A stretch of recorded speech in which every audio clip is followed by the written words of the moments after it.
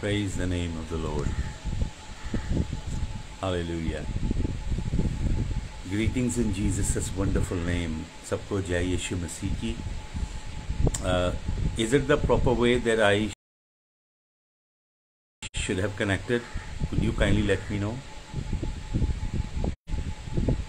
Hallelujah.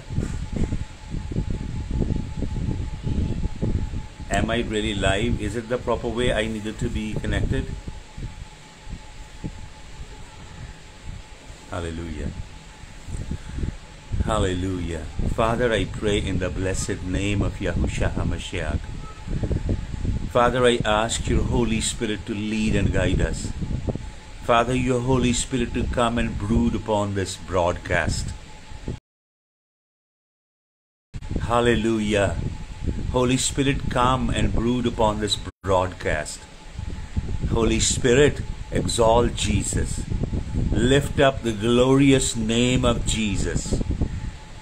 Hallelujah. I draw the hedge of the blood of the Lamb over this telecast. Let your word flow. Let your word flow. परमेश्वर, हम तेरी उपस्थिति में आते हैं और प्रभु, हम तेरे जीवित वचनों को चाहते हैं. जीवन देने वाले जीवित वचन हमारे बीच में भेजिए प्रभु, यीशु मसीह के सामर्थी और जलाली नाम में. आमीन. हालेलुया. प्रभु यीशु मसीह के नाम की महिमा हो. एंड मैं प्रभु यीशु मसीह का बहुत धन्यवाद करता हूँ for this portal that I can come on and share the word of the Lord. तो मैं कुछ बातें परमेश्वर के वचन में से आपके साथ बांटनी चाहूँगा. मुझे आशा है आप सभी को मेरी आवाज़ सुनाई दे रही है. मैं थोड़ा वॉल्यूम बढ़ा देता हूँ. हालेलुया. ये अभी जो समय चल रहा है, time, this is called in Hebrew it's called हाग शिफ. सुकोत का पर्व चल रहा है जो 20 सितंबर से 27 सितंबर तक कल्मिनेट होगा, जिसे हम हिंदी में कहते हैं झोपड़ियों का पर्व, the feast of in gathering. Hallelujah.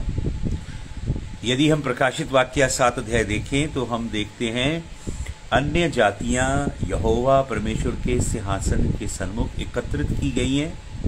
पृथ्वी के अलग अलग कौम, पृथ्वी के अलग अलग राष्ट्र, पृथ्वी की अलग अलग संस्कृति, पृथ्वी के अलग अलग देश, पृथ्वी की अलग अलग भाषा, वर्ण, जाति से मेमने के बहुमूल्य रक्त से छुड़ाए हुए लोग पाम ट्री ब्रांचेस को लेके, जिसे हम हिब्रू में बोलते हैं आलूलाब, लेके परमेश्वर की उपस्थिति कर रहे थे. All are gathered. ये पर्व योम किपुर के बाद आता है. योम किपुर अभी समाप्त हुआ है और सुकोत के पर्व के अंदर हैं हम, झोपड़ियों के पर्व के अंदर, जो 27 सितंबर को कल्मिनेट होगा. हालेलुया. आज मैं कुछ बातें आपको अन्य जाति की मंडली और इस्राएल, अन्य जाति की कलीसिया का फुलनेस और इज़राइल का fullness and the fullness of times, उनके ऊपर आज हम परमेश्वर के वचन में से मनन करेंगे. और हम अध्ययन करेंगे जोना नबी की पुस्तक, book of minor prophet Jonah. Hallelujah. और जोना नबी की पुस्तक में से मैं आपके लिए पढ़ूंगा book of prophet Jonah, chapter number 1 and verse number 1. मेरे पास इंग्लिश की बाइबल है, मैं इसका अनुवाद करता जाऊंगा आपके लिए. Now the word of the Lord came unto Jonah son of Amittai, saying, hallelujah, saying, arise, go to Nineveh, that great city, and cry against it, for their wickedness is come up before me. Hallelujah. परमेश्वर अपने दास Jonah को, Jonah the son of Amittai, Amittai is a Hebrew word जिसकी root है इमित, जिसे हम जोना, जिसके नाम का मतलब होता है डव, वो अमितेई जो हिब्रू रूट वर्ड है इमित का पुत्र है। मैंने बहुत सी रिसर्च की है जूइश रिसोर्सेस की। तो पहला राजा 17 अध्याय के 21 और 22 वचन में हम एक वाक्य पढ़ते हैं। परमेश्वर का एक अद्भुत नबी जिसका नाम था एलियाहू, जिसे हम हिंदी में कहते हैं एलाइजा, एलिया। तो हिब्रू वर्ड है Eliyahu, which means Yah is my God, यहोवा मेरा परमेश्वर है। उस समय उसका उद्गम होता है जब इस्राएल आध्यात्मिक खतिज पे बहुत बुरी तरह पाप और अंधकार की दलदल में धंस चुका है। आपको मालूम, प्रभु यहोवा नबियों को, जिन्हें हम भविष्यद्वक्ता कहते हैं, क्यों खड़ा करता था? अगर आप वचन को ध्यान से पढ़ेंगे तो वचन बताता है परमेश्वर ने याकूब के 12 पुत्रों में से लावी को चुना, जिसे हम लेवी कहते हैं, लिवाइट्स कहते हैं, जिनके बीच में से परमेश्वर पुरोहितों को, याजकों को, परमेश्वर की पवित्र हैकल में काम करने वाले अलग अलग सेवकों को खड़ा करता है। तो याजक, पुरोहित, महायाजक, वो सभी लेवी के गोत्र से आते हैं। और राजा जो हैं, जितने इज़राइल के ऊपर राज्य करते हैं राजा, केवल शाऊल को छोड़ के, परमेश्वर ने यह प्रतिज्ञा बांधी कि वो सभी यहूदा के गोत्र से आएंगे। तो आध्यात्मिक जीवन में मार्गदर्शन करने वाले आएंगे लेवी के गोत्र से, और प्रशासनिक और एडमिनिस्ट्रेटिव और पॉलिटिकल डायरेक्शन देने के लिए राजा लोग आएंगे यहूदा के गोत्र से। लेकिन अगर आप ध्यान से पढ़ेंगे, नबियों को परमेश्वर कहीं से भी उठा लाता था। जो नबी और जो परमेश्वर के भविष्यद्वक्ता थे, they were not a special pedigree, they were not a very peculiar progeny. परमेश्वर उन्हें कहीं से भी उठाता है। आपको मालूम, नबी क्यों परमेश्वर भेजता था?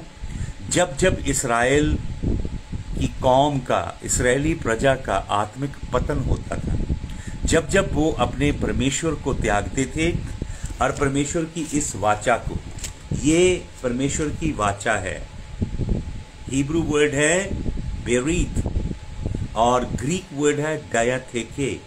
ये परमेश्वर का कवनेंट है। इसका नाम बाइबल तो 3वीं सदी में पड़ा है, लेकिन इस पुस्तक का वास्तविक नाम है परमेश्वर की वाचा, परमेश्वर की प्रतिज्ञा का डॉक्यूमेंट। परमेश्वर ने जो ये प्रतिज्ञा बांधी, जब जब बनी इस्राएल इस प्रतिज्ञा को त्यागता है, अपनी पीठ परमेश्वर की प्रतिज्ञा और वाचा और परमेश्वर की विधियों और हुक्मों की ओर करता था, और जब जब लावियों का घराना, याजक, पुरोहित, महायाजक, परमेश्वर की हैकल में काम करने वाले जितने सेवक थे, जब जब वो भ्रष्ट हो जाते थे, अधर्म में डूबते थे, तब तब परमेश्वर किसी नबी को भेजता था। नबी का काम, ये नबी है, ये जो आपके हाथ की उंगली है, ये नबी है, ये प्रेरित है, ये है सुसमाचार का प्रचार करने वाले, और ये जो उंगली है ये वाली, ये है पासवान, ये वचन की शिक्षा देने वाले। हालेलुया। तो परमेश्वर नबी को क्यों भेजता है? क्योंकि परमेश्वर के घर में, in the house of the Lord there is immorality, in the house of the Lord there is great perversion, in the house of the Lord there is great corruption, because the priest, the high priest and Levites, they have become perverted. तो परमेश्वर नबी को भेजता है। तो Eliyahu जो था, एलिया, वो ऐसे ही समय पे भेजा गया। और जो नबी हैं, ये परमेश्वर कहीं से भी उठाता है और अपने काम के लिए भेजता है। मैं पिछले दिनों में देख रहा था, किसी ने पोस्ट डाली थी, do you want to become a prophet? We produce prophets. मैं आपको बताना चाहता हूं, कोई भी नबी, परमेश्वर का सच्चा नबी, प्रोफेशनल पेडिग्री नहीं था।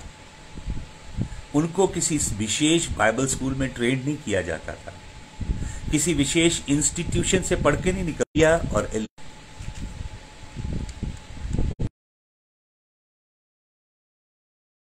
प्रॉफिट्स देखते हैं, पर वचन को ध्यान से देखिए, एक भी सच्चा नबी उन स्कूल ऑफ प्रॉफिट्स में से नहीं निकला जिसने या यहूदा या इस्राएल के लिए भविष्यवाणी की हो।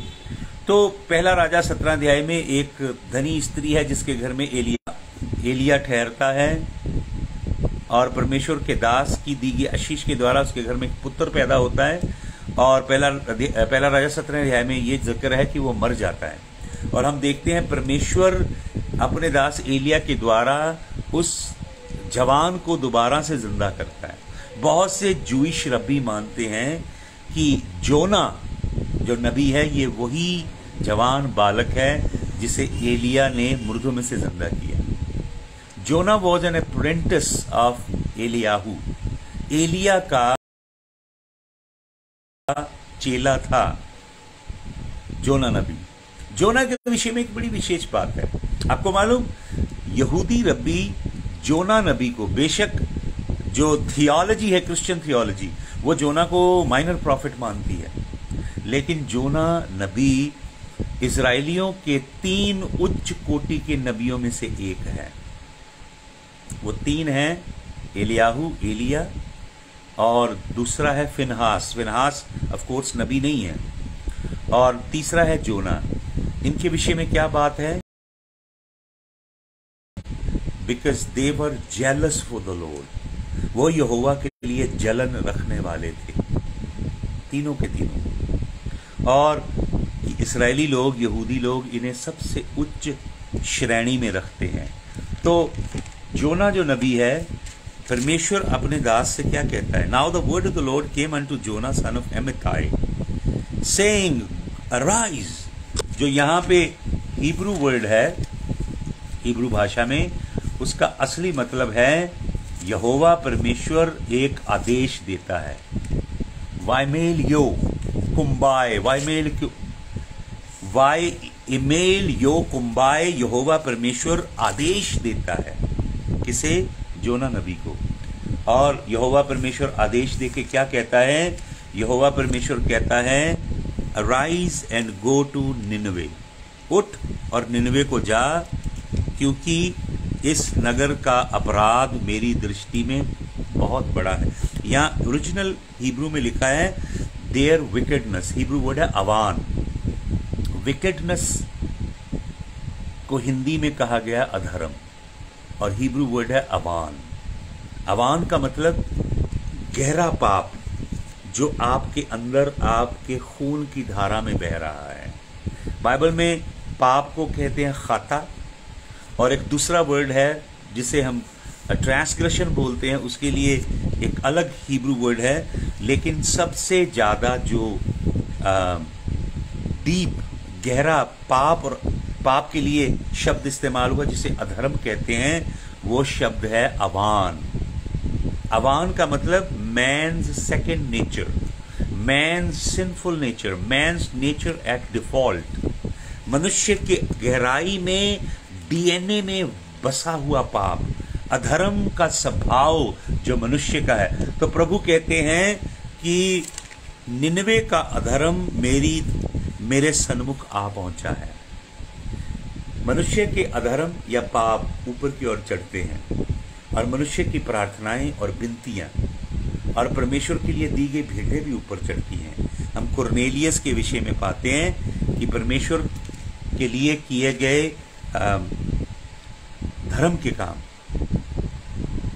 परमेश्वर के लिए, परमेश्वर के सन्मुख की गई उपासना, आराधना, प्रार्थना भी ऊपर चढ़ती है, और विकेडनेस भी ऊपर चढ़ती। प्रभु ने कहा इनका अधर्म अवान मेरे सन्मुख आ पहुंचा है।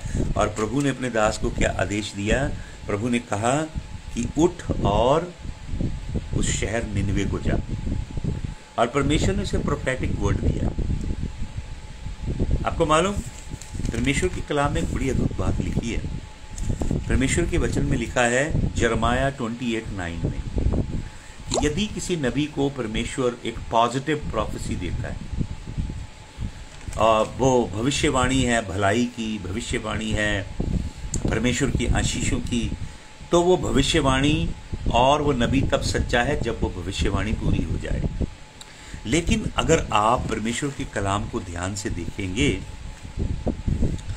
तो एक हिब्रू फ्रेज है जो जोना नबी की पुस्तक में इस्तेमाल हुई है। जब परमेश्वर जोना नबी को भेजता है एक नेगेटिव भविष्यवाणी देके, नकारात्मक भविष्यवाणी है, प्रभु क्या कहते हैं? प्रभु कहते हैं their wickedness is come up before me. और प्रभु कहते हैं कि अगर ये नगर तौबा नहीं करेगा, पश्चाताप नहीं करेगा, I am going to overturn the city, मेरा दंड आएगा इस शहर के ऊपर। तो हिब्रू में यदि कोई नबी एक नेगेटिव भविष्यवाणी करता है तो इसे हिब्रू में कहते हैं तोकेखा। तोकेखा, तोकेखा का मतलब है वार्निंग। जब कोई नकारात्मक भविष्यवाणी होती है तो इसका अभिप्राय ये नहीं है कि वो नकारात्मक भविष्यवाणी का पूरा होना अवश्य है। वो नकारात्मक भविष्यवाणी को बदला जा सकता है। यदि वो नकारात्मक भविष्यवाणी बदल दी जाए तो इसका मतलब ये नहीं। अगर आप मिद्राश के मिद्राश तनकुमा जो जूइश लोगों की एक पुस्तक है उसके अंदर पढ़ेंगे तो वहां लिखा है यदि किसी नबी को नेगेटिव भविष्यवाणी दी जाती है और वो पूरी नहीं होती तो इसका मतलब ये नहीं कि वो नबी झूठा है, बल्कि इसका मतलब ये है कि उस व्यक्ति ने, इंडिविजुअल ने या उस राष्ट्र ने जिसके विरुद्ध में वो नकारात्मक भविष्यवाणी दी गई, उन्होंने तिशुबा किया। तिशुबा का मतलब है पश्चाताप करना। हिब्रू में पश्चाताप के लिए, तौबा के लिए हिब्रू वर्ड है तिशुबा। तिशुबा का मतलब है to return back to God. तिशुबा का मतलब है to burn the old house in which you dwelt while you were a sinner. जिस घर में आप रहते थे जब आप अधर्म करते थे, पाप करते थे, आपने निर्णय लिया आप उस घर को जला देंगे, उसमें नहीं रहेंगे और आप प्रभु की ओर मुड़ेंगे। यदि किसी के लिए भविष्यवाणी की गई, जैसे परमेश्वर के एक अद्भुत भविष्यवक्ता, he is the prince of prophet, Isaiah, उसने भविष्यवाणी की हिजकिय्याह राजा के लिए। उसने बोला you are gonna die, God said you are gonna die, settle your house, you will die. लेकिन वो राजा दीवार की तरफ, आपको मालूम कौन सी दीवार? कोटेल, हिब्रू वर्ड है कोटेल, विलाप की दीवार, जो इज़राइल में एक विलाप की दीवार है, उस तरफ उसने अपना मुंह किया और वो फूट फूट के यहोवा के आगे रोया। तो जो नकारात्मक नेगेटिव भविष्यवाणी थी यहोवा ने उसे बदल दिया। परमेश्वर आपकी तिशुबा देखना चाहता है। परमेश्वर देखना चाहता है आपका पश्चाताप। यूनानी भाषा में, न्यू टेस्टामेंट में शब्द है मेटानोइया। मेटा का मतलब होता है ट्रांसफॉर्मेशन, नोइया नूस से आता है। नूस का मतलब होता है आपकी सोल, आपकी जान का रूपांतर होना। परमेश्वर आपको अंदर से बदलता है। दुनिया के पंथ और धर्म आपको बाहर से लीप पोत के, धोके भला बनाना चाहते हैं। आपको मालूम, परमेश्वर पापियों को सुधारता नहीं है, परमेश्वर पापी को मारता है और फिर उसे रेजरेक्ट करता है, नया जन्म देता है। पापी सुधारे नहीं जा सकते। पापियों के अंदर पापी को नहीं बल्कि पाप की उस प्रवृत्ति को परमेश्वर मारता है और अंदर से पापी को ट्रांसफॉर्म करता है। मेटानोइया का मतलब है आपके नूस अर्थात आपके प्राणों का, आपके सोचों का, आपके विचारों का, आपकी कल्पनाओं का, आपकी जीवन शैली का रूपांतर हो जाना। तो जोना नबी की कहानी है एक अन्य जाति के लोगों की तिशुबा के विषय में। कैसे निनवे के लोग तिशुबा करते हैं, पश्चाताप करते हैं और कैसे वो जीवित परमेश्वर की ओर लौट आते हैं। हालेलुया। तो मैं पढ़ूंगा कुछ गहरी बातें हम परमेश्वर के वचन में से पढ़ेंगे। तो यहाँ पे लिखा है, प्रभु कहता है अराइज, परमेश्वर उसे आदेश देते हैं। परमेश्वर आपको सजेशन नहीं देते। इम्पेरेटिव मूड में, हिब्रू ग्रामर में ये इम्पेरेटिव मूड में वर्ड इस्तेमाल हुआ। परमेश्वर अपने नबी जोना को आदेश देते हैं, arise, go to Nineveh, that great city, and cry against it, इसके विरुद्ध में चिल्ला के भविष्यवाणी। हालेलुया। कि तुम्हारा अधर्म मेरे सन्मुख पहुंचा है। लेकिन खैर मैं अभी उसकी ज्यादा डिटेल में नहीं जाना चाहता। ये असीरियन लोग हैं जिन्होंने इसराइलियों को बहुत दुख दिए हैं, बहुत सताया है, युद्ध किए उनके साथ। तो जोना नबी चाहता नहीं है कि निनवा के लोग बचाए जाएं। जोना नबी चाहता है निनवा के ऊपर यहोवा का प्रकोप लावा बन के फूट निकले और यहोवा परमेश्वर दंड दे निनवे को। तो यहां पे लिखा है but Jonah rose up to flee from Tarshish, to flee unto Tarshish from the presence of the Lord. Jonah नबी परमेश्वर की उपस्थिति से दूर चला भागता है। किधर जाता है? तार्शीश। तार्शीश वेस्टर्न साइड में है इजराइल के पश्चिम की ओर। यहोवा परमेश्वर उसे इजराइल के पूरब की ओर भेज रहा है, लेकिन परमेश्वर का ये नबी परमेश्वर की उपस्थिति से भाग रहा है। वचन में क्या लिखा है? वचन में लिखा है the presence of the Lord is everywhere. यशायाह कहता है परमेश्वर की उपस्थिति चारों ओर विद्यमान है। राजा दाऊद कहता है हे परमेश्वर मैं तेरी उपस्थिति से कहां भागूं, किधर दूर भागूं तेरी उपस्थिति से। तो जोना नबी क्या कर रहा है? परमेश्वर की उपस्थिति से भाग रहा है। हालेलुया। और क्या लिखा है? वो किधर चला जाता है? यहां लिखा but Jonah rose up to flee unto Tarshish. वो तार्शीश की ओर जा रहा है। कुछ बाइबल स्कॉलर मानते हैं कि तार्शीश जो है वो मॉडर्न स्पेन है, लेकिन कुछ वर्सेटाइल बाइबल स्कॉलर ये भी मानते हैं कि तार्शीश इंग्लैंड का सी पोर्ट है। तो देखिए कितने हजार मील दूर जोना भाग रहा है अपनी कॉलिंग से। जो बुलाहट परमेश्वर ने जोना नबी के ऊपर रखी है उससे जोना नबी भाग रहा है। परमेश्वर ने जिस सेवा के लिए जोना नबी को बुलाया है उससे वो भाग रहा है और उतनी दूर जाना चाहता है जितनी दूर वो परमेश्वर की उपस्थिति से चला जाए। तो यहाँ पे क्या लिखा है? He went down to Joppa. वो जाफा में गया। आपको मालूम Jaffa it's a very prominent place. Jaffa is a place where many men of God want to deny the calling. जाफा वो जगह है जहां पे परमेश्वर की कॉल को डिनाई करने की आजमाइश आती है। आपको मालूम परमेश्वर का अद्भुत चेला, यीशु मसीह का चेला पतरस, शमौन पतरस, वो जाफा में है और परमेश्वर ने पतरस को कुंजियां दी हैं। परमेश्वर ने पतरस को कुंजियां दी हैं यहूदी लोगों को परमेश्वर के राज्य में लाने की, और परमेश्वर ने पतरस को ही कुंजियां दी हैं अन्य जातियों को परमेश्वर के राज्य में लाने की। तो पहली कुंजी पतरस लगाता है पंतेकुस के दिन और यहूदी लोग परमेश्वर के राज्य में आते हैं। 120, 3000 के करीब 5000 और इस्राएल के घराने में से परमेश्वर की कलीसिया का उद्गम होता है। दूसरी कुंजी है अन्य जातियों के लिए ताला खोलने की, वो भी पतरस के हाथ में है। तो वो जाफा में है और छत के ऊपर प्रार्थना करता है। परमेश्वर 3 बार उसे एक स्वर्गीय दर्शन देता है। एक चादर है जिसके अंदर घिनौने जानवर हैं, लेकिन तीनों बार पतरस इनकार करता है परमेश्वर की आज्ञा को मानने का। वो जाफा में है। जाफा में आप अपनी कॉल को डिनाई करते हैं। आपके जीवन में ऐसी सीक्रेट प्लेसेस हैं where you want to deny the presence, where you want to deny your calling, where you want to say no to the Lord. जाफा, जोना जाफा में है। हालेलुया। और जोना क्या करता है?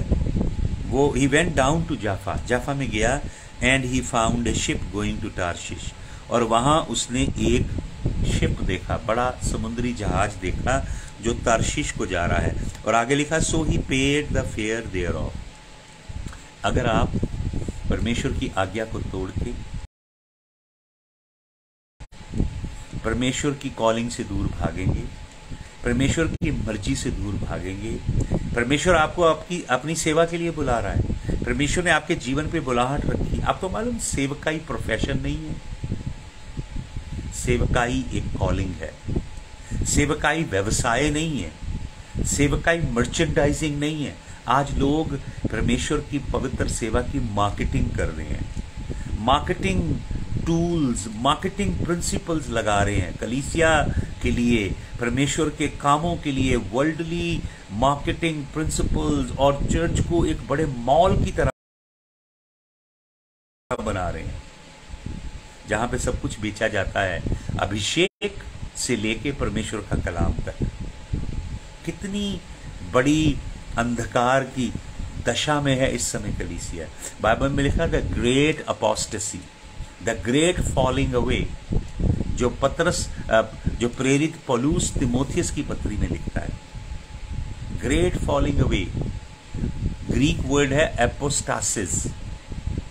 एपो फॉल, अवे दूर चले जाना, स्टासिस आपको मालूम, एपोस्टेसी, एपोस्टासिस जो शब्द प्रेरित पौलुस इस्तेमाल करता है यूनानी भाषा में, उसका असली मतलब क्या है? एपो का मतलब दूर चले जाना, स्टासिस वो रूट ग्रीक वर्ड है जहां से हमारा यूनानी भाषा का शब्द निकलता है स्टोरोस। आपको मालूम स्टोरोस का मतलब क्या होता है? स्टोरोस का मतलब होता है क्रूस। अंत के दिनों में भरमाने वाली शिक्षाएं आएंगी, झूठे नबी, झूठे भविष्यवक्ता, झूठे प्रेरित खड़े होंगे। वो अपनी चतुराई और ठग विद्या से लोगों को ठगेंगे। और वो क्या करेंगे? ग्रेट फॉलिंग अवे क्या है? They will take people away from the true gospel of the Lord Jesus Christ. परमेश्वर के इस सच्चे कलाम से लोगों को दूर ले जाएंगे, एपोस्टासिस, क्रूस से। आपको मालूम क्रूस क्या है? मत्ती 7:14 प्रभु यीशु मसीह कहते हैं strive to enter through the narrow gate. Greek word है स्ट्राइव के लिए एगोनिया, जहां से हमारा अंग्रेजी का शब्द निकलता है एगनी। यीशु मसीह कहते हैं पीड़ा और कष्टदायक प्रोसेस है। कौन सा? Strive to enter through the narrow gate, तंग फाटक में से प्रवेश करो। नैरो गेट आपको मालूम, स्ट्राइव करो, एगनाइज करो। नैरो के लिए जो शब्द है यूनानी भाषा में, वो शब्द है थिलीबो। थिलीबो में से शब्द निकलता है थिलिप्सिस। आपको मालूम 7 साल का सताओ जो पृथ्वी पे आने वाला है, 7 साल का सताओ, मैं पूरा विश्वास करता हूं अपने हृदय के कण कण से कि प्रभु यीशु मसीह 7 साल के सताओ से पहले अपनी मंडली को उठा लेगा। लेकिन बहुत से नामधारी मसीह लोग होंगे जो प्रभु यीशु मसीह के रक्त के नीचे नहीं चलते हैं, जिनके अंदर परमेश्वर के कलाम की रोशनी नहीं है। आपको मालूम 5 कुआरियां मूर्ख थीं। वो मूर्ख क्यों थीं? क्योंकि उनकी कुप्पियों में तेल नहीं था। ये कुप्पी क्या है भाई और बहनों? ये आपकी देह है, इसके अंदर पवित्र आत्मा का तेल। आपको मालूम इज़राइल में केवल जैतून का तेल था जो रोशनी पैदा करता था, कोई और स्रोत नहीं था रोशनी के लिए, केवल जैतून का तेल।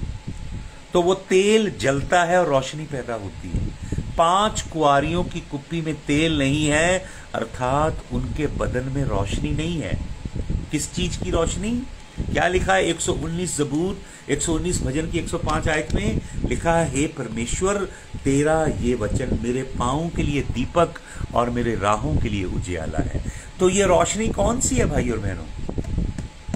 ये कलाम की रोशनी। 5 मूर्ख कुआरियों में परमेश्वर के कलाम की रोशनी नहीं थी। जिनके अंदर परमेश्वर के कलाम की रोशनी नहीं है वो उठाए नहीं जाएंगे। और आपको मालूम, मैंने आपको बोला हुडोस थलीबो ग्रीक वर्ड है। हुडोस का मतलब होता है रास्ता, मार्ग, सकरा मार्ग।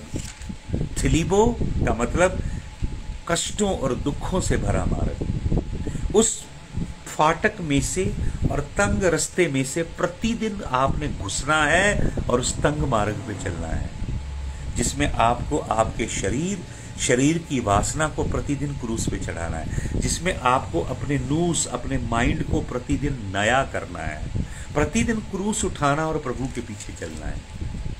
यह है सत्य मार्ग, यह है परमेश्वर का सच्चा राह। हालेलुया। यह है परमेश्वर की सच्ची शिक्षा। अंत के दिनों में एपोस्टासिया होगा। परमेश्वर के इस सकरे पथ से आपको दूर ले जाएंगे। चर्च एक कमर्शियल एंटरप्राइज बन जाएगी, एक मॉल बन जाएगी जहां पे लोग खरीदारी करने के लिए आएंगे। अभिषेक बिकेगा।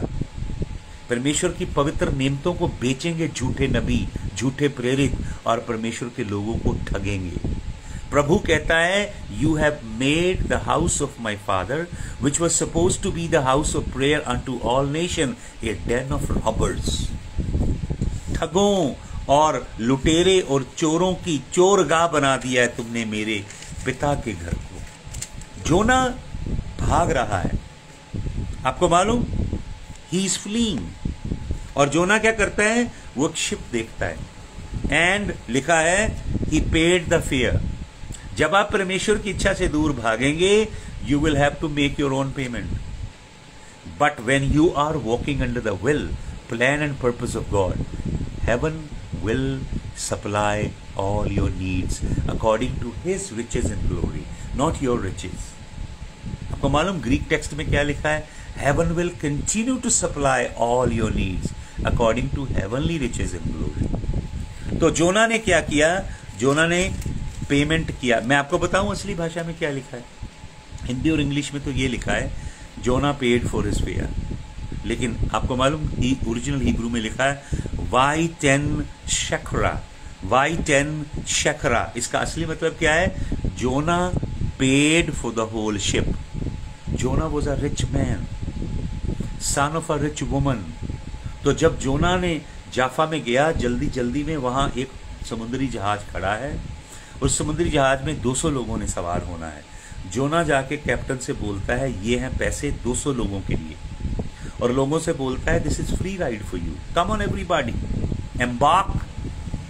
Embark the vessel right now. Jonah नबी उसी समय भागना चाहता है, जोना नबी विलंब नहीं करना चाहिए, he didn't want to wait a second in Jaffa, वो एकदम भागना चाह रहा है। और जोना ने पूरे के पूरे शिप में बैठने के लिए तमाम लोगों की टिकट पे कर दी है, तुरंत भाग रहा है परमेश्वर की सर्विस से।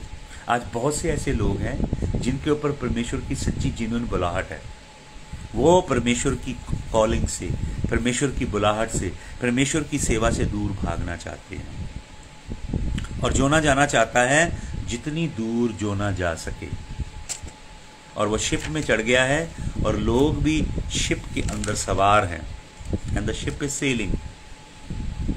लेकिन सुनिए ध्यान से, क्या लिखा है यहाँ पे 4 वचन में, but the Lord sent out a great wind in the sea. जब जोना परमेश्वर की उपस्थिति से भाग रहा है और परमेश्वर की हजूरी से बहुत दूर जाना चाहता है, एंड जोना ने क्या किया है, जोना ने पूरे के पूरे शिप में बैठने वाले Y10 शेखरा, पूरे के पूरे शिप में बैठने के लिए लोगों की टिकट परचेज कर ली है, ताकि जोना जल्दी से वहां से भाग सके। तो क्या होता है, हालेलुया, यहाँ हिब्रू भाषा में लिखा है, यहाँ पे लिखा but the Lord sent out a great wind, लेकिन हिब्रू में बड़ा प्रोफाउंड वर्ड है। यहाँ पे लिखा है द लॉर्ड सेंट रूहाक गडोल। रूहाक गडोल समझते हैं, रूहाक गडोल का मतलब अब ग्रेट एंड माइटी विंड, एक प्रचंड आंधी।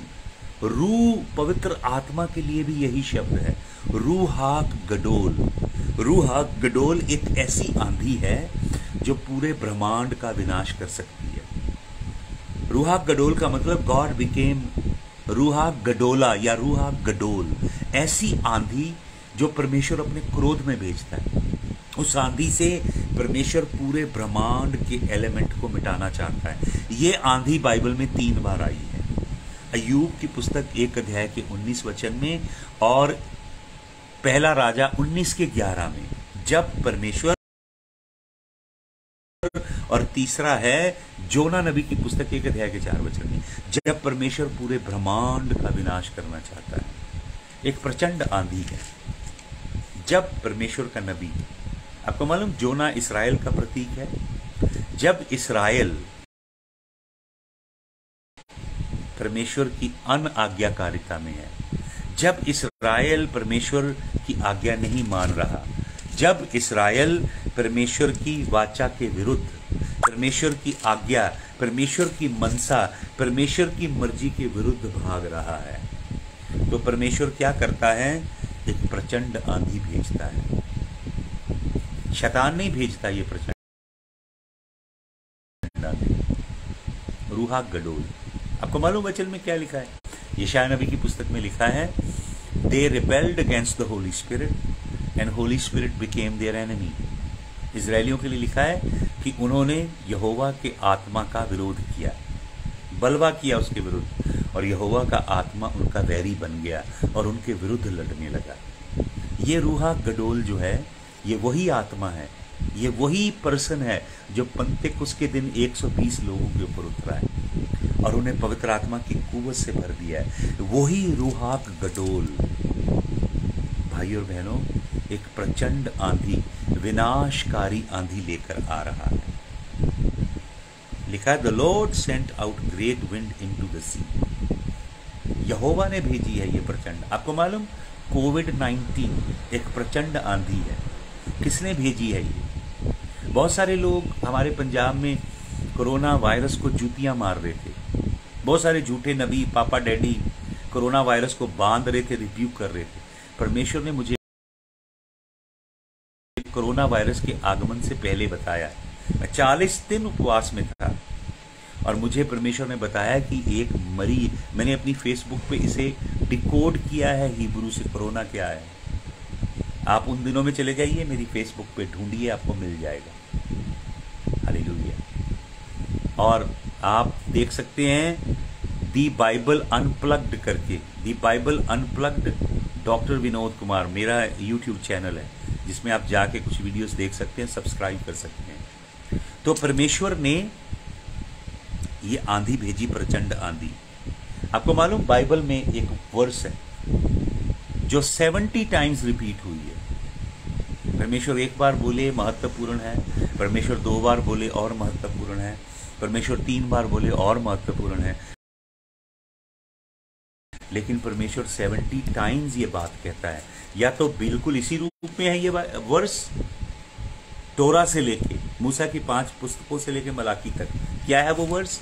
प्रभु यहोवा कहता है, अगर तुम मेरी आज्ञा नहीं मानोगे, अगर तुम मेरे हुक्मों, मेरी विधियों की मनचित लगा के पालना नहीं करोगे, अगर तुम मेरी व्यवस्था को पांव के नीचे रौंदोगे, तो मैं 4 बातें करूंगा। प्रभु कहता, सुने ध्यान से, प्रभु कहता मैं तलवार भेजूंगा, I will send the sword.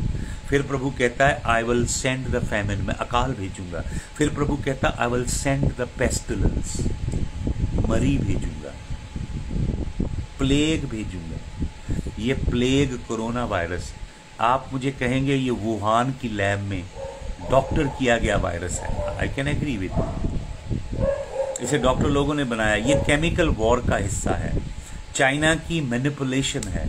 इसे एक रासायनिक जैविक हमले के तौर पे संसार के ऊपर भेजा है। आप मुझे कहेंगे ये ग्लोबल एजेंडा है, आप कहेंगे ये फ्री मेसनरी और इल्यूमिनाटी की रीसेटिंग है, I can agree with you. आप कहेंगे कि न्यू वर्ल्ड ऑर्डर है, I can agree with you. लेकिन मैं आपको बताना चाहता हूं, ये प्लेग्स यहोवा की परमिशन के बगैर नहीं आती। यहोवा कहता है मैं तलवार भेजूंगा, यहोवा कहता है मैं अकाल भेजूंगा, यहोवा कहता है मैं मरी भेजूंगा, यहोवा कहता अगर तो भी तुम मेरी और नहीं पलटे, तो भी अगर तुम मेरी और नहीं लौटे, तो यहोवा परमेश्वर कहता है मैं जंतु भेजूंगा, बीस्ट भेजूंगा। बाइबल बीस्ट से भरी हुई है, पढ़िएगा बाइबल को, दानियल नबी की पुस्तक, जकराया नबी की पुस्तक, आप पढ़िए एजिकियल नबी की पुस्तक, आप पढ़ें प्रकाशित वाक्य, बीस्ट से, जंतुओं से भरी है। ये बीस्ट कौन है भाई और बहनों? ये बीस्ट हैं हीदन एम्पायर्स, अन्य जाति के राष्ट्र, अन्य जाति की सरकारें, अन्य जाति की सल्तनतें जो परमेश्वर के लोगों को गुलाम कर लेती हैं।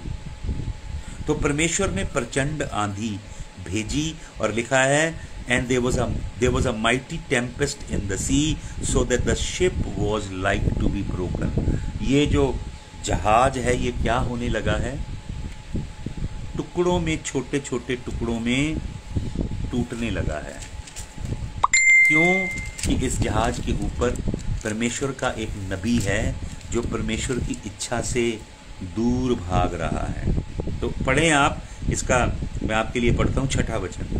सो द शिप मास्टर, या 5 वचन को पढ़ता हूं पहले। Then the mariners were afraid. ये सेलर या मरीनर कौन है भाई और बहनों, जो उस समुद्री जहाज के ऊपर है? आपको मालूम बाइबल के अंदर इन्हें मरीनर, सेल्समैन, सेलर कहा गया है। और मैं आपको बताना चाहता हूं कि ये जो सेलर हैं, मरीनर हैं, हालेलुया, इनकी गिनती जो है जूइश रब्बी जो राशि है, एक बड़ा प्रोमिनेंट यहूदियों का रब्बी है जिसका नाम है राशि, वो कहता है ये जो मरीनर हैं, सेलर हैं, इनकी गिनती है 70। उत्पत्ति की पुस्तक 10 अध्याय पढ़िएगा, शेम, हाम, यफेत में से 70 बेटे निकले हैं।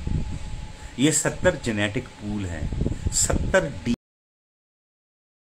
डीएनए के डिफरेंट पूल्स हैं, 70 राष्ट्र हैं पृथ्वी पे जिनमें से पूरी दुनिया निकली है। ये 70 नेशंस हैं। ये 70 नेशंस कौन हैं? ये अन्य जातियां हैं। और कौन है उस वेसल के ऊपर, समुद्री जहाज के ऊपर? इजराइल है, जोना है, जो क्या कर रहा है? यहां पे लिखा है the mariners were afraid and cried everyone unto his own God.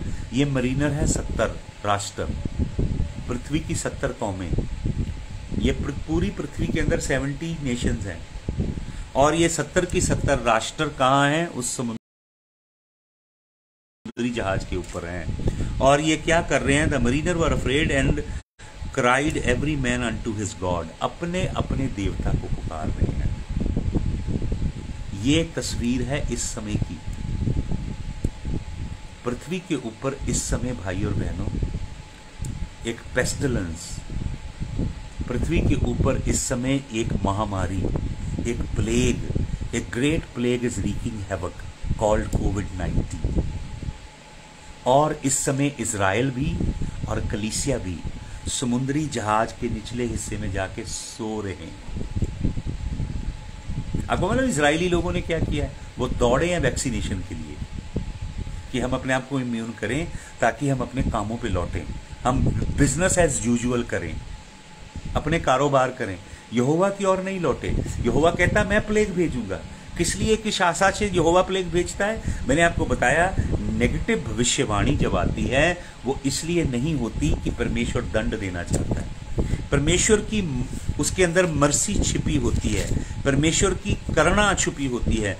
तो के खा कहा मैंने आपको हिब्रू में, वो एक वार्निंग होती है कि लोग उसकी ओर पलटें। परमेश्वर प्लेग भी क्यों भेजता है? वो चाहता है कि मेरी प्रजा मेरी ओर पलटेगी। लेकिन लोग किसकी ओर पलट रहे हैं? वैक्सीनेशन की ओर, डॉक्टर्स की ओर, एपिडेमियोलॉजिस्ट की ओर पलट रहे हैं, डॉक्टर साइंटिस्टों की ओर पलट रहे हैं। यहोवा को नहीं खोज रहा कोई। तो जोना नबी सो रहा है, इजराइल सो रहा है और कलीसिया सो रही है, लेकिन अन्य जातियों में बेदारी आ रही है। आपको मालूम इस समय बिशप के सभी धर्मों में, सभी पंथों में, बिशप के सभी विचारधाराओं में एक जागृति आ रही है, एक बेदारी आ रही है। लेकिन कलीसिया और इजराइल इस वैसल के निचले हिस्से में जाके सो रहे हैं और ये वैसल अब क्या होने वाला है? टूटने वाला है। जोना का शब्द तस्वीर है अन्य जातियों की, पूरे विश्व की और कलीसिया और इजराइल की। हालेलुया। कलीसिया की और इजराइल की और पृथ्वी की 70 जातियों की। आपको मालूम, यिर्मयाह नबी की पुस्तक 31 अध्याय के 6 वचन में हमें वॉचमैन कहा गया है। अन्य जातियों की कलीसिया वॉचमैन, पहरुए हिंदी में लिखा है, जो टावर्स के ऊपर बैठ के पहरा देते हैं, पहरुए। और हिब्रू वर्ड है नौशरीम। नौशरीम वही वर्ड है, नौजरीम या नौशरीम, जहां से नाजरीन शब्द निकला है। कौन है नाजरीन? अन्य जाति के लोग हैं, अन्य जाति के विश्वासी हैं, अन्य जातियों में से छुड़ाए गए लोग जो पहरा देने वाले हैं। तो क्या लिखा है वचन के अंदर? वचन के अंदर लिखा, वो इफ्राइम के पहाड़ से सियोन के पहाड़ की ओर लौटेंगे। हालेलुया। और अद्भुत बात यहां पे मैं आपको ये बता रहा हूं कि शिप जो है, जो समुद्री जहाज है, टूटने वाला है। भाई और बहनों, इस जगत में, इस जगत की दशा बद से बदतर होने वाली है। प्रेरित पत्रस लिखता है, the elements of the universe shall melt away with fervent heat. लोग मानते नहीं थे वैज्ञानिक इन बातों को। अभी विज्ञान कह रहा है कि सूर्य पे सन फ्लेयर हो रही है, सूर्य लिक्विड प्लाज्मा छोड़ रहा है, जिसकी वजह से टेम्परेचर्स आर बिकमिंग वियर्ड, जिसकी वजह से सीजन्स और ऋतुएं बदल रही हैं पृथ्वी के ऊपर, जिसकी वजह से हरिकेन्स आ रहे हैं, टोर्नेडो आ रहे हैं, जिसकी वजह से समुद्र के नीचे जो वोल्केनिक लावा है वो फट रहा है। पृथ्वी के ऊपर जो टेक्टोनिक प्लेट्स हैं उनकी एक्टिविटी बढ़ रही है, सिस्मिक एक्टिविटी, भूकंप आ रहे हैं बहुत अधिक, और ब्रह्मांड की शक्तियां हिलाई जा रही हैं। प्रकाशित वाक्य 8 अध्याय के 7 वचन में बड़ी अद्भुत बात लिखी है। वहां पे लिखा है ऊपर से आकाश से गड़े जिनके अंदर ब्लड मिक्स होगा और लावा पृथ्वी के ऊपर बहेगा। तो विज्ञान समझता था ये इट्स अ रिडिक्युलस थिंग। कैसे होगा ये?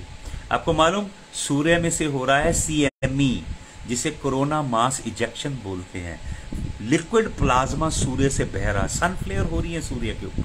जब मासिव स्केल पे सन फ्लेयर होंगी तो भाई और बहनों जितने सैटेलाइट हैं वो सब नष्ट हो जाएंगे, इलेक्ट्रिसिटी के ग्रिड फेल हो जाएंगे पृथ्वी के ऊपर, आपकी गाड़ियों के अंदर अल्टरनेटर काम करना बंद कर देगा, दुनिया फिर से स्टोन एज में लौट जाएगी, पृथ्वी पे रोशनी नहीं रहेगी, बिजली नहीं रहेगी, अंधकार में डूब जाएगी मानव जाति।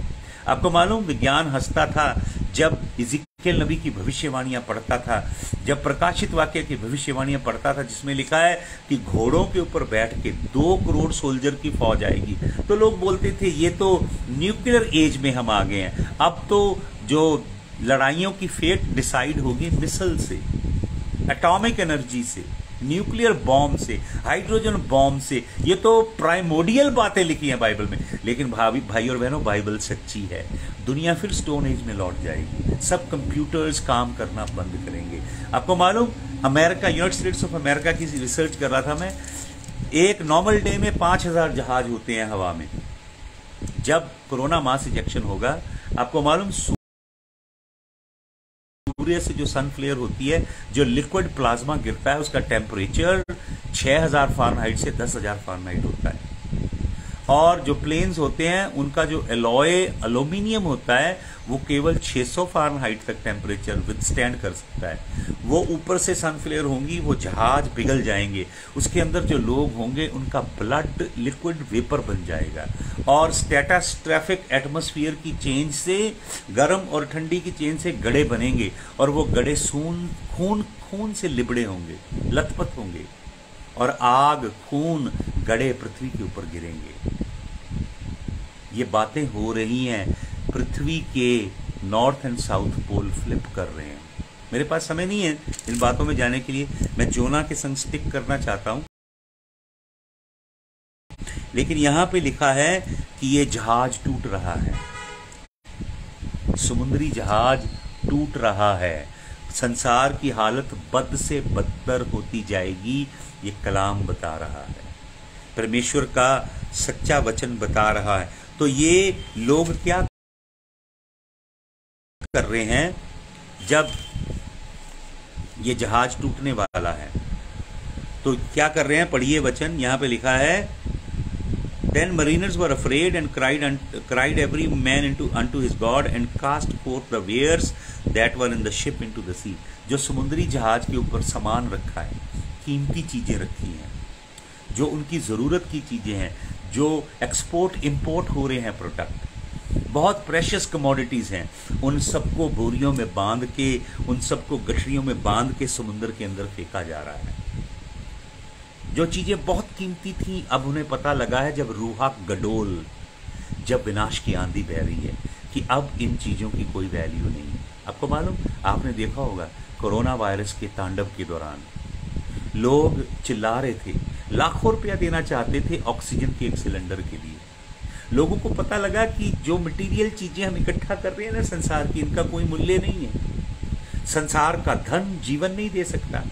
एक हल्के से वायरस से हजारों लाखों लोगों की संसार में मृत्यु हो गई। इतने प्रगतिशील विज्ञान भी लोगों को नहीं बचा सका, मनुष्य की टेक्नोलॉजी मनुष्य को नहीं बचा सकी। कैसे लोग लंबे बांस से दूर से धकेल रहे थे अपने प्रियजनों की डेड बॉडी को।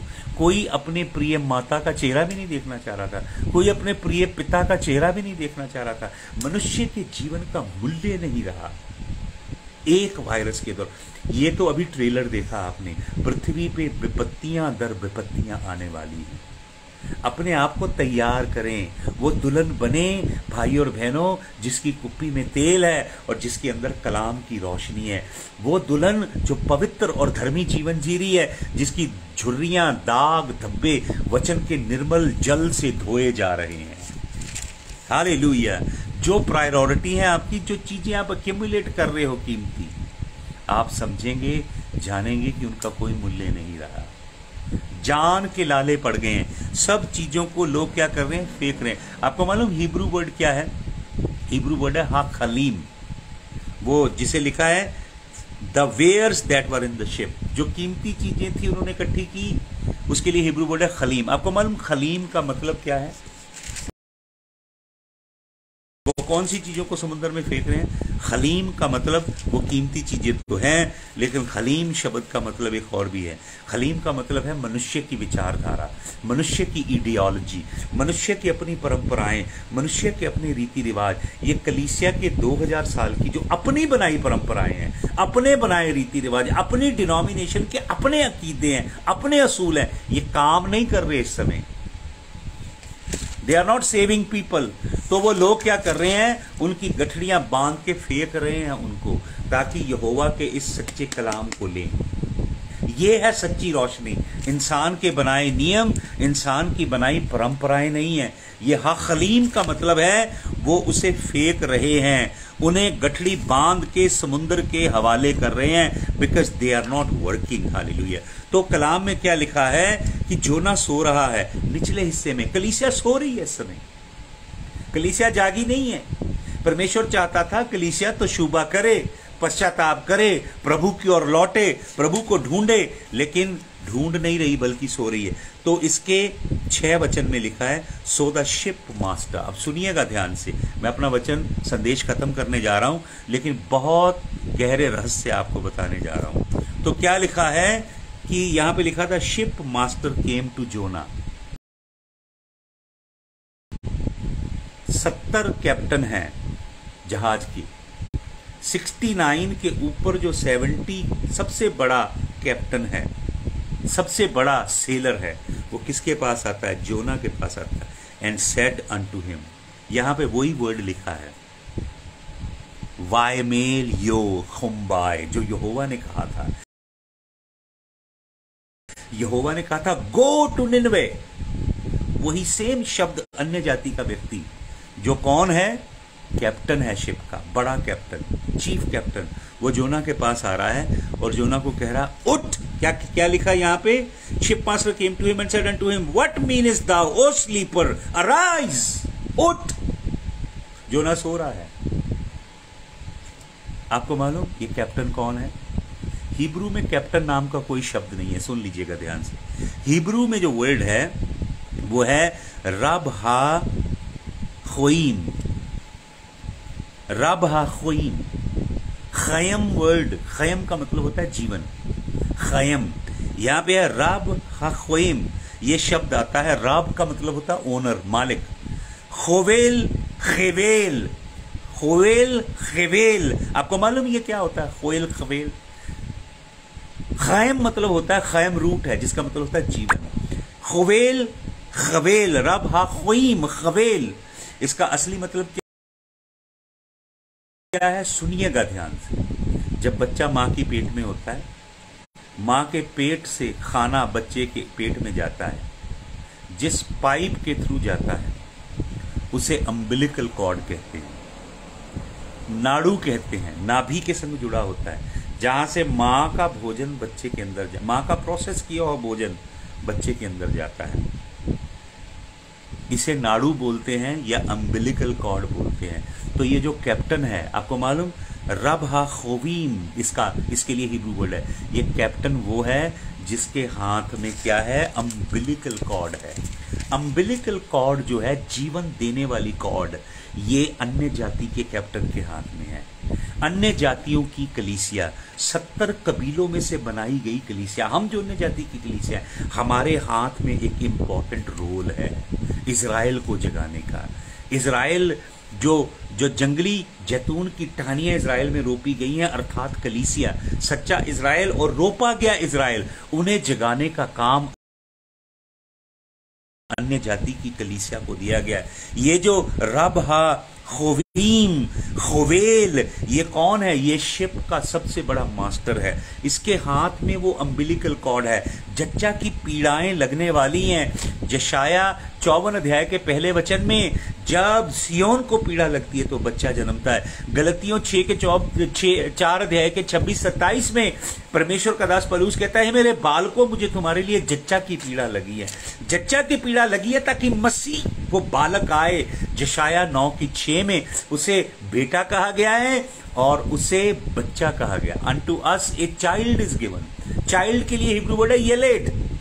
सन के लिए वर्ड है बेन। वो बच्चे का सन बनना, बेन बनना, मैच्योरिटी तक आना, मसीह की मैच्योरिटी, मसीह की परिपक्वता, अन्य जातियों की फुलनेस, गैर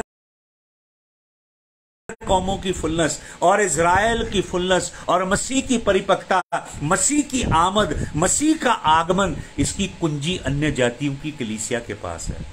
अम्बिलिकल कॉर्ड जो है जिससे जन्म होगा वो किसके हाथ में है? अन्य जातियों के कप्तान के हाथ में है। रबहा खेबेल, रबहा खेबले। होशे नबी की पुस्तक 13 अध्याय का 13 वचन आप पढ़ लीजिएगा। अन्य जाति रोमियो 11:11 में प्रेरित पौलुस कहता है, इजराइल को जलन पैदा करेगी, जेलसी पैदा करेगी। अन्य जाति से आप उठेंगे, इजराइल को जलन देंगे। अन्य जातियों का समय पूरा होगा, फुलनेस ऑफ टाइम्स आएंगी और मसीह की आमद आएगी। जोना जागता है।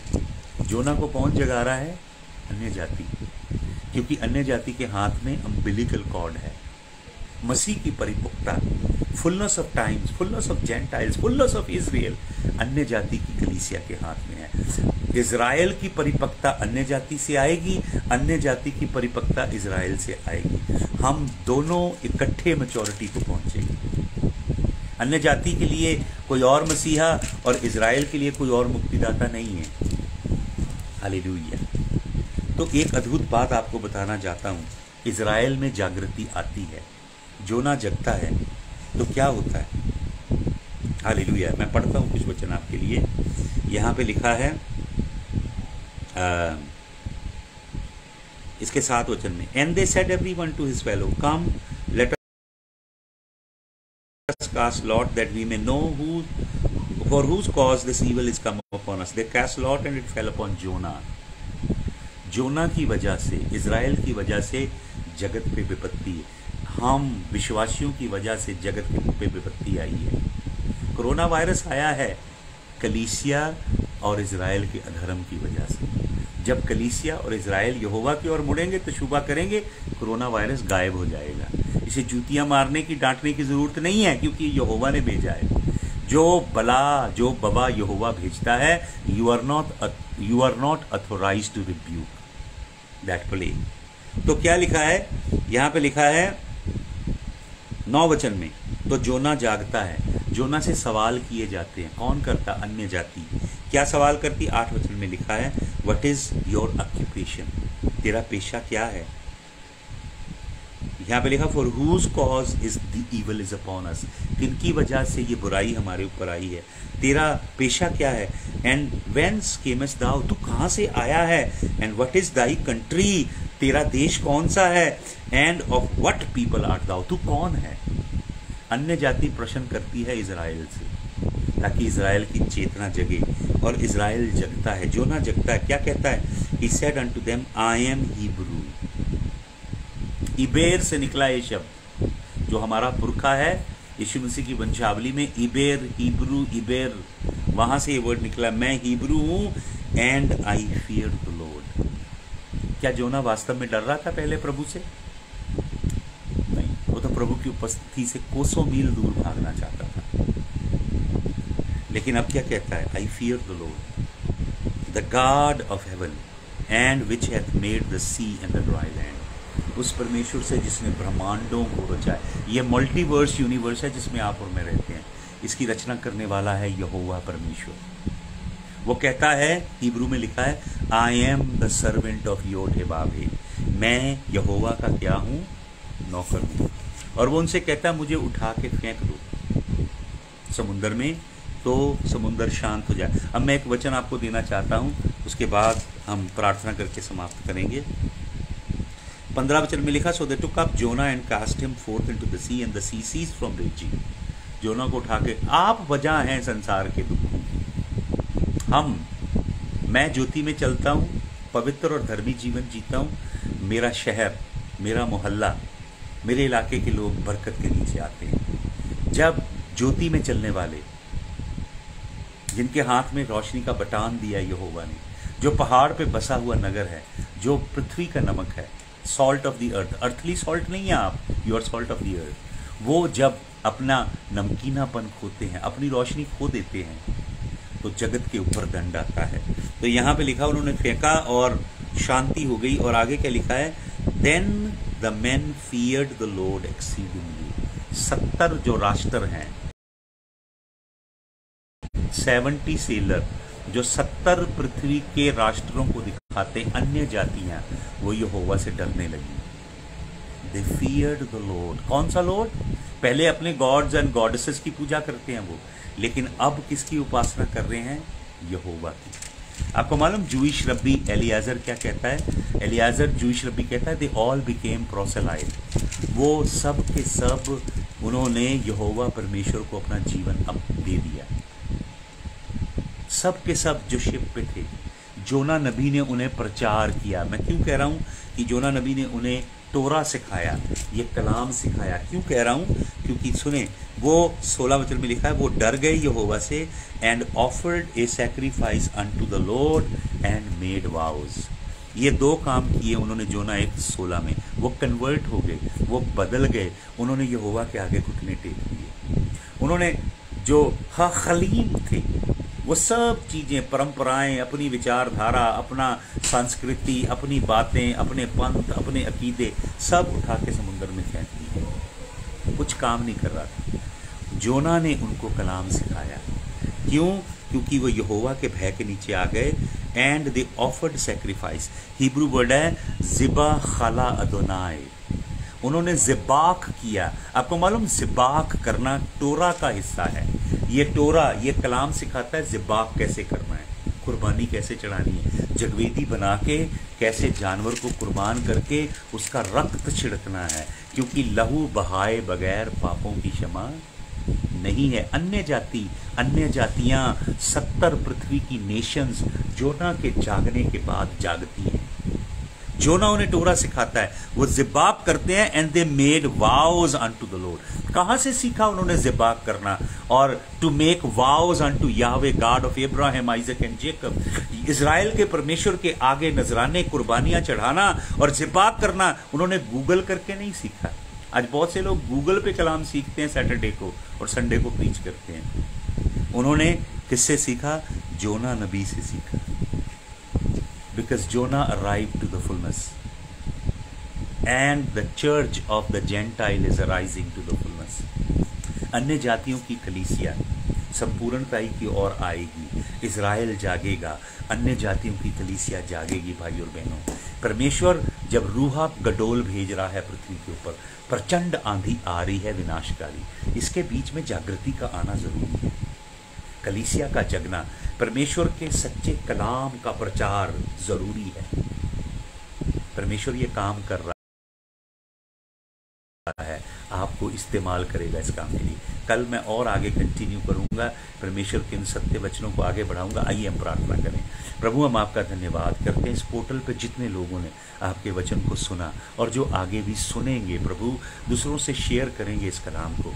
खुदावन, तेरे रूह की हजूरी उनके ऊपर उतरने पाए।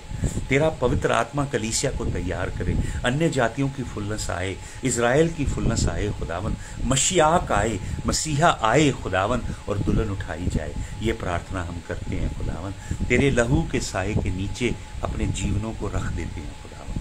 यीशु मसीह के जलाली नाम में ये प्रार्थना हम मांगते हैं। भाई और बहनों, मेरा यूट्यूब चैनल है the Bible Unplugged doctor Vinod Kumar, तो प्लीज़ सब्सक्राइब कीजिएगा।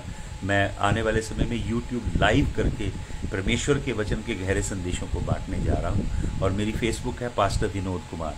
खुदावंद यीशु मसीह आप सबको बहुत आशीष दे। कल प्रभु की इच्छा से फिर आपसे मैं मुलाकात करूँगा। सबको जय यीशु मसीह की। आमीन।